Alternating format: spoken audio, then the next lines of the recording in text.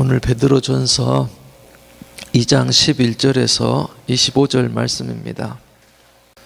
우리 믿음의 삶을 나그네와 같다라고 그렇게 얘기합니다. 나그네를 사전에서 찾아보니까는 고향을 떠나서 임시로 머물러 있거나 여행 중에 있는 사람을 나그네라 한다라고 합니다. 우리가 예수님을 구주로 믿는 순간 우리는 천국 백성이 됩니다. 하나님의 백성이 됩니다. 그리고 더 깊이 믿음 생활 하다 보면 정말 나는 나그네구나. 이 땅은 잠시 머물렀다 가는 것이고 내가 천국에 가는 긴 여행 중에 있구나라고 깨닫게 됩니다. 그런데 도중에 목표를 흐리게 하고 방해하는 것이 있습니다. 11절에 보니까 육신이 원하는 악한 일들을 멀리 하십시오라고 말씀합니다. 육체의 정욕에 대해서 얘기하죠. 세상 사람이나 물질에 이런 정욕이 일면 집착하게 됩니다. 자꾸 미련이 남게 됩니다. 그래서 주저하게 되고 또 죄를 짓게도 합니다. 우리가 하늘나라를 목표로 가야 되는데 그 목표를 향해 갈 수 없게 합니다. 우리 목사님은 야단치실 때 기본이 안 됐을 때 ABC도 안 되냐고 그런 말씀을 하세요. 저 그 말씀이 제일 무서워요. ABCD가 안 된다. 근데 전에 있던 목사님은 어떻게 말씀하셨냐면 새벽 예배 이제 빠지면 그날 당장 불러다가 이런 말씀을 하셨어요. 나그네의 발걸음을 멈추게 하는 것이 뭔지 아냐라고 그렇게 묻고는 작은 모래알이다라고 그렇게 말을 했어요. 그러면서 작고 소소한 일들 무시하고 소홀히 지나갔다간 너 목회하는데 크게 실패하게 될 것이다라고 그렇게 말씀해 주셨던 것이 기억이 났어요. 작은 것이라도 육신의 약한 일들을 멀리 하라는 그런 말씀입니다. 조심해야 한다는 그런 말씀입니다. 이 육체의 정욕은 어떻습니까? 영혼을 거스리고 대적해 싸우는 것이기 때문에 그렇습니다. 그리고 12절에 보면 착하게 사십시오라고 말합니다. 이 성경에 착하다는 말의 뜻을 보니까 보기 좋다, 매력적이다, 가치 있다, 덕스럽다 이런 뜻이 있었습니다. 우리들의 삶이 그렇게 되어야 될 줄로 믿습니다. 불신자들이 지켜본다고 해요. 교인들이 어떻게 생활하고 사는지 자세히 관찰한다고 합니다. 예수 믿는 아내가 또 예수 믿는 자녀들이 어떻게 행동하는지, 리더가 어떻게 사역하고 행동하는지, 또 세상에서 어려움을 당할 때 어떻게 대처하고 처신하는지 그것들을 자세히 관찰한다고 해요. 시험이 들었을 때 어떻게 감당하고 이겨내는지 궁금해합니다. 그래서 말해요. 역시 믿음의 사람들은 뭔가 다르구나. 또 어떤 사람들은 이렇게 말해요. 믿음의 사람 이렇게 잘못 살고 있네. 오늘 말씀에 그러죠. 그런 말을 들을 수도 있다라고 말합니다. 삶으로 은혜를 끼친다는 것, 말씀대로 살아간다는 것이 정말 어렵습니다. 순간순간 깨어 있어야 되고 성령께서 도와주셔야지만이 유혹이나 시험에 빠지지 않고 나의 욕심과 정욕에 넘어지지 않고 믿음을 지킬 수가 있습니다. 기도해야 되겠죠. 깨어 있어야 되겠죠. 나의 선한 행동을 보고 믿지 않는 남편이 돌아서서 하나님께 영광에 돌리는 그런 은혜가 있기를 축복합니다. 나의 선한 행동을 보고 자녀들이 돌아서서 하나님께 영광 돌리는 은혜가 있기를 원합니다. 삶을 이렇게 산다는 것이 정말 쉽지 않은 것 같아요. 나의 진실한 마음에 감동받아서 내 직장의 상사가, 동네의 이웃이, 또 나의 오이코스가 하나님 앞에 돌아오고 회심하고 회개하는 그런 것들을 내 삶을 통해서 볼 수 있다는 건 쉽지 않은 것 같아요. 그런데 오늘 베드로는 삶을 통하여서 그렇게 영향력을 끼치고 전도가 되는 그런 삶을 살아가라라고 말씀을 통해서 말하고 있습니다. 베드로는 무식한 어부였다라고 말해요.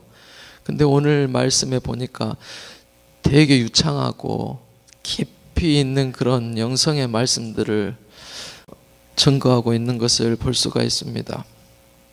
13절에 보니까 권위에 복종하십시오. 18절까지 순종하는 생활에 대해서 또 얘기합니다. 직장에서 상사에게 또 국가에 이렇게 순종하는 생활을 강조합니다. 저도 겉으로는 순종해도 이렇게 반항할 때가 있거든요. 마음이 이렇게 안 열릴 때가 있어요. 이런 말씀이 잘 안 받아질 수도 있어요. 그런데 그 말씀에 순종하는 동기가 주님을 위한 것이라고 그렇게 말씀합니다. 사람 앞에서 내가 순종하고 순복하는 것이 아니라 하나님 앞에서 하나님이 세우신 권위 앞에서 복종하라라고 그렇게 말씀합니다. 그리고 그 권위에 순복하는 삶을 배우라고 말씀합니다. 14절에 보면 잘못을 고치고 옳은 일을 할 수 있도록 그런 권위를 세우셨는데 우리들은 그런 리더들이, 지도자들이 그 일들을 잘 감당할 수 있도록 중보해야 합니다. 그리고 우리들도 하나님을 잘 섬기고 사람을 존중하고 사랑하고 하나님을 두려워해야 됩니다. 그리고 왕을 존경해야 됩니다. 그 밑에 보면 18절에 보면 더 어려운 얘기를 하죠. 이렇게 인격적이고 훌륭한 그런 상사의 말이면 잘 따르고 순종할 수 있겠는데 까다로운 주인에 대해서 얘기해요. 나를 못 살게 굴고 시시각각 간섭하고 악하고 나쁜 까다로운 그런 사람에게도 순복하는, 순종하는 자세를 가지라라고 그렇게 말씀합니다. 이렇게 행동하라는 근본적인 이유가 무엇입니까? 주님 때문이라고 그래요. 주님 때문에 주 안에서 내 삶을 간증하는 삶을 살아가기 위해서 그런 순종하는 삶을 살아라고 말씀합니다. 선한 영향력을 끼치고 하나님이 세우신 질서를 지키면서 신앙 양심을 지키면서 순종하는 삶을 살아라고 말씀해요. 만약에 그런 하나님이 세우신 권위를 무시하고 질서를 지키지 않고 살아간다면 어떤 공동체든 다 무너져 버리고 말 것입니다. 나라도 마찬가지고 가정도 마찬가지고 교회 공동체 속에서도 하나님이 세우신 질서와 권위를 무시하면 그 공동체는 건강하게 세워지지 못할 것입니다. 내가 존경할 수 없어도 또 나에게 좋게 대하지 아니하여도 내가 사람을 보면서 순종하는 것이 아니라 하나님께서 세우신 그 권위를 보고 그 앞에 순복하고 순종하라라고 말씀을 통해서 그렇게 말씀합니다.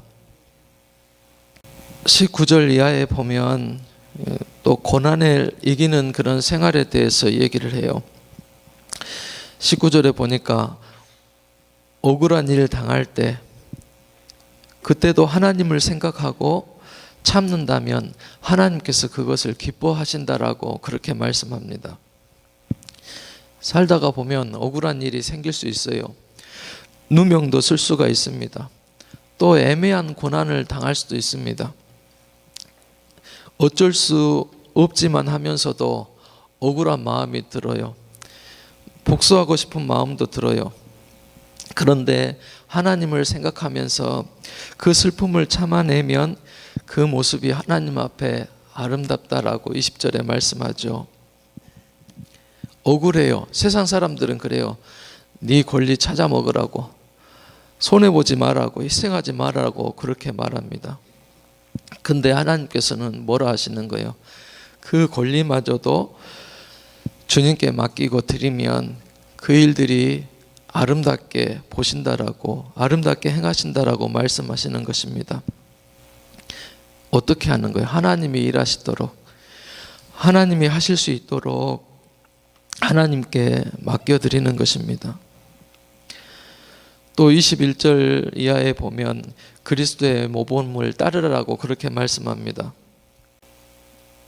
억울한 일을 당하면, 모욕당하면, 수치를 당하면 상대방을 위협하기 쉽습니다.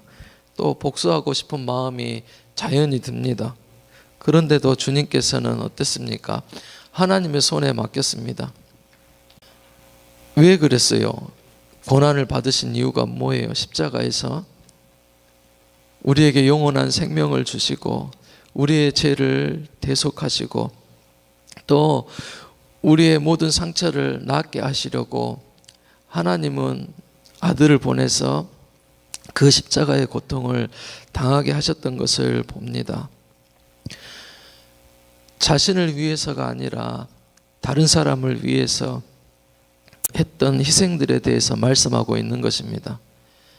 사실 오늘 말씀들을 가만히 돌아보면 세상적으로 생각하면 다 손해보는 일이에요.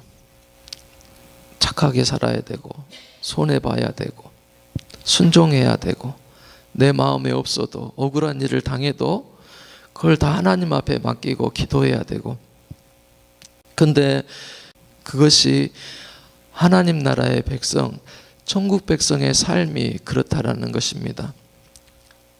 세상 사람들하고 살아가는 모습이 다릅니다. 공동체를 세워가기 위해서 희생하고 그 안에서 하나님 세우신 질서 안에서 순종하고 순복하고 또 예수님의 그런 희생의 모습을 본받아서 나를 위해서 사는 것이 아니라 다른 사람들을 세워주고 살려주고 상처가 치료해주기 위해서 고난도 감내할 수 있는 그런 믿음의 삶을 오늘 말씀을 통해서 얘기하는 것입니다. 내 의지로는, 내 욕심으로는 살 수 없지만 하나님 주시는 은혜와 믿음으로, 말씀으로 순종하면서 오늘 하루를 그렇게 살아가는 우리의 삶이 될 수 있기를 바랍니다. 그래서 더욱더 하나님이 우리의 삶을 아름답게 여겨주시고 또 우리 있는 가정이나 교회나 공동체가, 직장이 정말 믿음으로 더 아름답게 세워지기를 원하고 또 내 삶이 전도지가 되어져서 많은 사람들이 저희들의 모습을 통해서 하나님 앞에 영광을 돌리고 돌아오는 그런 은혜가 오늘 하루도 많아지기를 주님의 이름으로 소원합니다. 기도하시겠습니다.